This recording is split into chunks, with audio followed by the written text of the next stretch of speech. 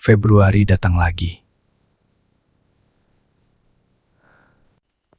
Abang, selamat hari lahir.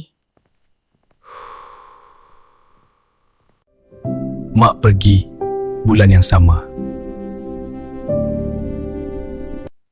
Mak selalu doa untuk Hamdan. Ya Allah, tempatkan mak di syurgamu. Mak pasti gembira tengok abang kuat.